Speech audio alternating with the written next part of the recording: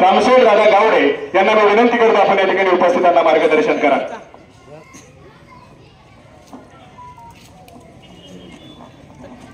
विधानसभेच्या प्रचाराच्या निमित्तानं उपस्थित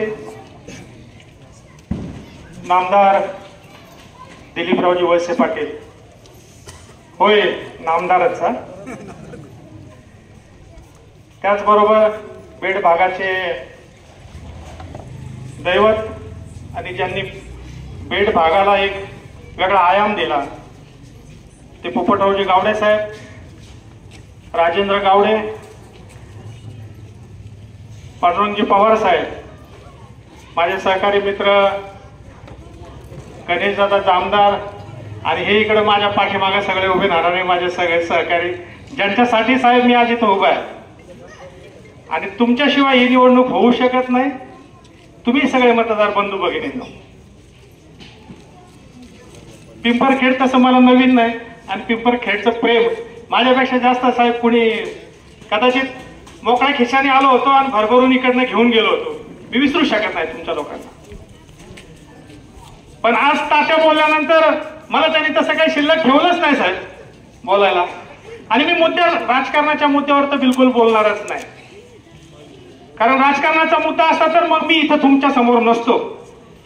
कारण मी पण विद्यार्थी सेनेपासून साहेब शिवसेनेशी जोडलेलो आहे, माझ्या आयुष्यात पहिल्यांदा अशा कुठेतरी व्यासपीठावर आहे मी।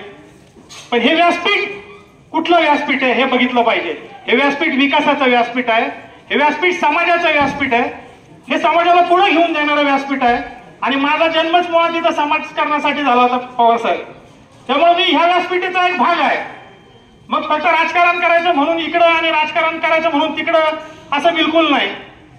मी या व्यासपीठावर यायच्या अगोदर सगळ्यांची चर्चा केली, चर्चेचा भाग ऐकला, इथल्या समस्या समजून घेतल्या।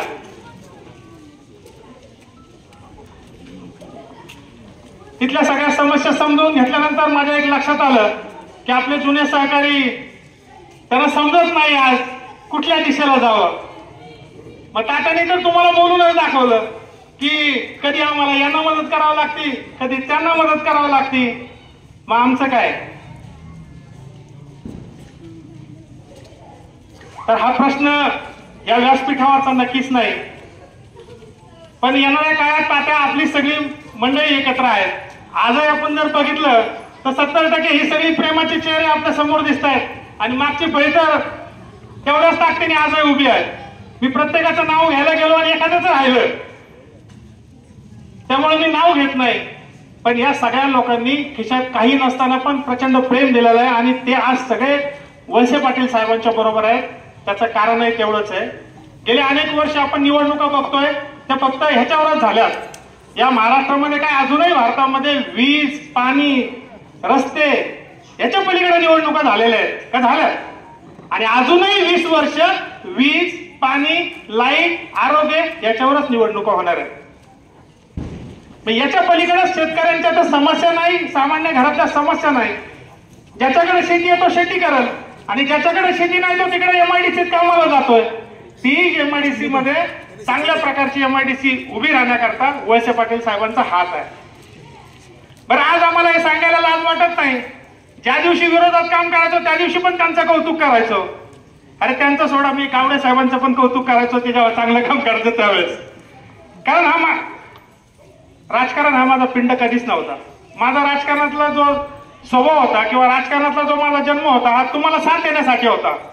त्यामुळं जेव्हा आम्ही इकडे असायचो किंवा तिकडे असायचो तरी आमच्यात जरूर मतभेद होते, पण मनभेद नव्हते किंवा विकासाच्या मुद्द्यावर आमचे मतभेद कधीच नव्हते।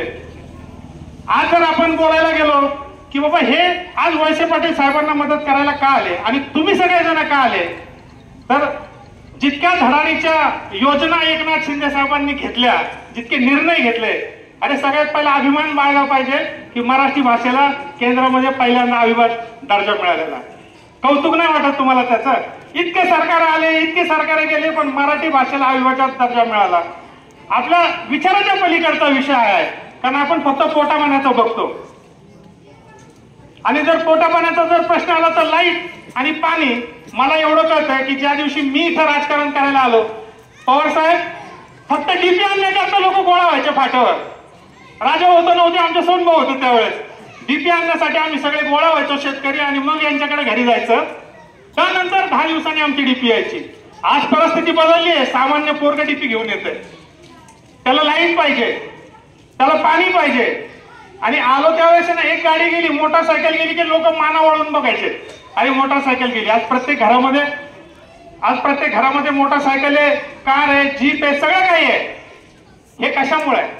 ही समृद्धी कशामुळे? याचा विचार आपण केला पाहिजे की आपल्याकडे वेळेला पाणी आहे, वेळेला वीज आहे. आपण ऊस पिकवतो तर आपल्याकडे कारखाना आहे, आणि त्याच्याही पलीकडे ज्याच्याकडे काही नाही त्याला तिकडे पंचतारीख MIDC आहे. दुसरा समस्या आपल्याला जी भेटते ती आरोग्याची भेटते ती, आणि तिकडं चांगल्या प्रकारचं एक आरोग्य केंद्र साहेबांनी उभं केलंय. मग अशा माणसाच्या पाठीमागे जर आपण आज उभं नाही राहिलं तर मग आपण राजकारण करून काय फायदा, किंवा समाजकारण करून काय फायदा? आज इथं माझ्या महिला दिसतात, त्यांच्या खिशात 1500 रुपये येत आहेत दर महिन्याला. जर 2 महिला असेल तर 3000 रुपये येतात. वर्षाचा जर विचार केला तर एका महिलेला 800 रुपये मिळतात. दोघींचा विचार केला तर 36,000. 6,000 जर मोदींचे जोडले तर 42,000 होतात. या सगळ्या विचार जर केला तर महिन्याला 4,000 रुपये एका कुटुंबात येतात. तर माझ्या माता भगिनीला चांगल्या प्रकारे माहिती आहे की 4,000 रुपये कुटुंब कसं चालवायचं. खूप नाही आहे बोलण्यासारखं, पण कुठल्याही प्रकारे जर आपल्याला पाण्यापासून वंचित राहावं लागलं तर आमच्या प्रगतीला खीळ बसणार आहे. खूप साऱ्या गोष्टी बोलण्यासारख्या आहेत, पण मला मागून सांगतात उरकून घ्या, कारण कराधीश साहेबांना बोलायचंय. खूप वेळ आहे आपल्याला चर्चा करायला. मी तुमच्यावर घोंगडीवर टाका टाकून याच्यावर चर्चा करेल. ज्यांना जमल तेही बसतील, ज्यांना नाही जमणार तेही बसणार आहेत. मी आपल्याला सगळ्यांना विनंती करणार आहे, आम्ही आपल्या आपसातले सगळं सोडून जर तुमच्यासाठी आलो असेल तर तुमचं कर्तव्य आहे वळसे पाटील साहेबांना चांगल्या मताधिक्याने त्या ठिकाणी पाठवायचंय. कारण महाराष्ट्रामधल्या 4-5 हेवीवेट मंत्र्यांपैकी हे आमचं सौभाग्य आहे की 5 हेवीवेट मंत्र्यांपैकी आमचं प्रतिनिधित्व कोण करतंय तर ते वळसे पाटील साहेब करतात.